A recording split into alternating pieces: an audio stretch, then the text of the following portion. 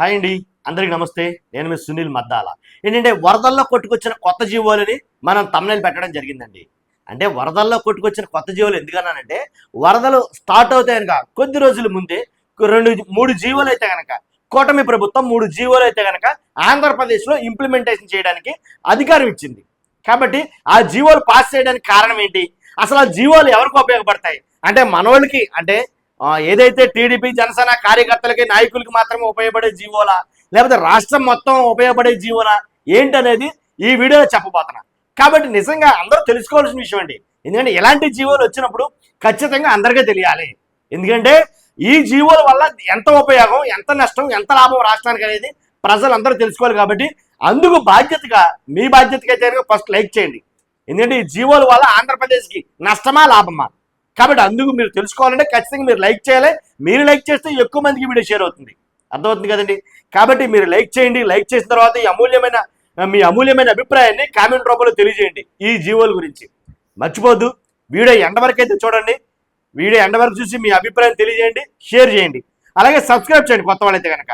ఏంటి, మంత్రులతో పాటు ప్రభుత్వ ఖర్చుతో ఓఎస్డి, పిఎస్, పిఏలకు విమాన ప్రయాణం, దీని గురించి అయితే మనం డిస్కస్ చేయబోతున్నామండి. ఏంటంటే ఎన్నికల సమయంలో ఏదైతే ప్రజలకు హామీలు ఇచ్చిన ఈ సూపర్ 6 పథకాల గురించి పక్కన పెట్టేసి, అంటే ఖజానా ఖాళీగా ఉంది, మేము ఈ సూపర్ 6 అమలు చేయలేము అని ఆ సూపర్ 6ను గొడవే వదిలేసి ఇదేంటిది వరదల టైంలో ఇట్ల గురించి మాట్లాడుతుంటే మీరు తప్పుగా అనుకోవద్దు.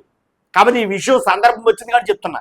కాబట్టి సూపర్ 6 పథకాలను పక్కన పెట్టేసి ఖజానా ఖాళీ చేసి వెళ్ళిపోయాడు జగన్మోహన్ రెడ్డి గారు అని ఖజానా గురించి మాట్లాడి పక్కన పెట్టేసి ఈ పథకాలని అసలు ఆ ఊసే ఎత్తడం లేదు.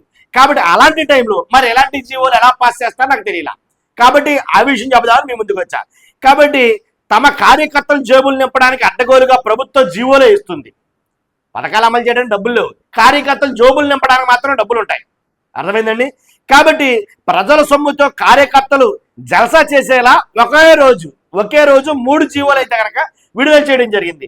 మంత్రులతో పాటు వారి ఓఎస్డీలు, పిఏలు, వ్యక్తిగత సిబ్బంది కూడా విమానాల్లో ప్రయాణించడానికి అనుమతించింది ఈ జీవోలు. ఒక జీవో నిజమండి. ఏంటంటే ఈ మేరకు ప్రభుత్వ కార్యదర్శి ఎస్ సురేష్ కుమార్ ఒక జీవో జారీ చేశారు.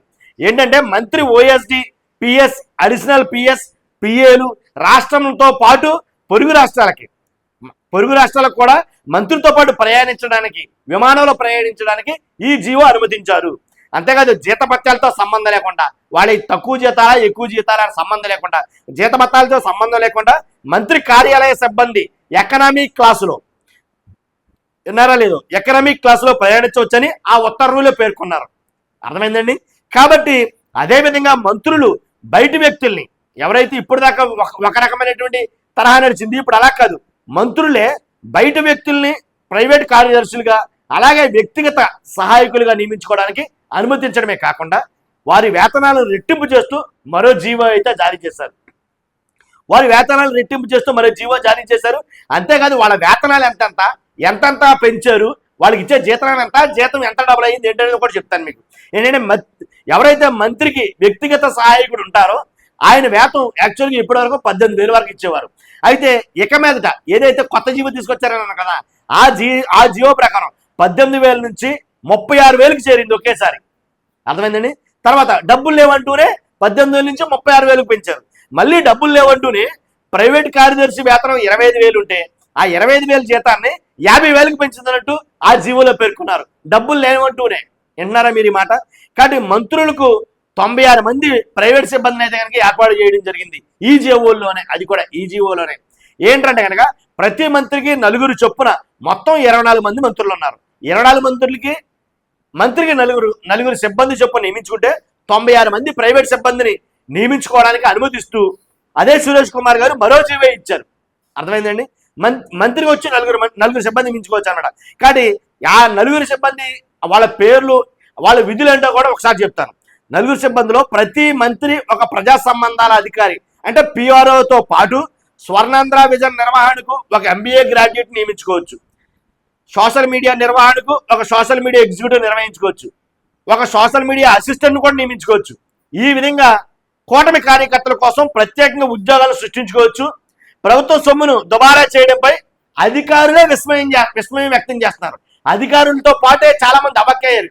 అంటే అధికారులు చెప్పే ఉందలే కానీ వాస్తవంగా అయితే కనుక ఎందుకంటే పెంచింది వాళ్ళ శాలరీలోనే కాబట్టి వాళ్ళు అధికారులు అంటే అధికారులు కాకుండా ఇక్కడ ప్రైవేటు వ్యక్తిగతాలు. ఇక్కడ ఒక చిన్న లాజిక్ మిస్ అయిపోతాం. ప్రైవేటు ఎవరైతే అధికారులు కాకుండా ప్రైవేటు వ్యక్తిగత సిబ్బంది నియమించుకోవచ్చు. అంటే ఉదాహరణకి ఒక మంత్రి ఉన్నారు, ఆ మంత్రికి బామ్మర్దో తమ్ముడో తనయుడో ఎవరో చెల్లో లేకపోతే ఎవరో ఇలా సంథింగ్ అంటే క్లోజ్ రిలేషన్స్ ఉంటారు కదా, వాళ్ళేం ఖాళీగా ఉంచారు అసలు వీళ్ళని నియమించుకోవచ్చు. ఎలాగా సోషల్ మీడియా ఆఫీసర్ గాను ఇలాగా తన వ్యక్తిగత సిబ్బంది గాను ఇలా నియమించుకునే అవకాశాన్ని అయితే కనుక ఈ కొత్త జీవో ఏదైతే చడి చప్పుడు లేకుండా సందట్లో సడేమి ఎలాగా కొత్త జీవో ఏదైతే వచ్చినాయో ఆ జీవోలో భాగంగా వాళ్ళు నియమించుకోవచ్చు. వాళ్ళ చుట్టాలను వాళ్ళ పట్టాలను వాళ్ళ బంధువులను వాళ్ళ కార్యకర్తలను వాళ్ళ అభిమానుల్లో ఎవరో నియమించుకోవచ్చు. ఒక్కో మంత్రి 4 చొప్పున. అంతేకాదు నియమించుకునే వాళ్ళకి వీళ్ళ జీతాలు పెంచేసుకున్నారు. ఎలాగా 18,000 నుంచేమో 36,000 వరకు, ఏంటి 25,000 ఏమో 60,000-70,000 వరకు జీతాలు అయితే పెంచేయడం జరిగింది. కాబట్టి ఆ వ్యక్తిగత సిబ్బంది ఎవరైతే 94 మంది నియమించుకున్నారో మరి వీటన్నిటికీ డబ్బు కావాలి కదండి. మరి ఖజానాలో డబ్బులు లేవన్నారు. అదండి విషయం. ఎందుకంటే ఏదైతే మనం అనుకుంటామో అంటే ఎదుటి వాళ్ళ మీద నింద వేయడం చాలా సింపుల్, అర్థమైంది కదండి.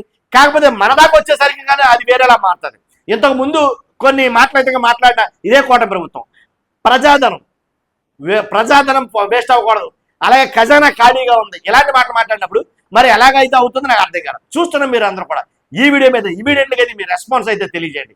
ఎందుకంటే ప్రజలకు చేరవలసిన వీడియో. లైక్ చేయండి, కామెంట్ చేయండి. Thank you very much.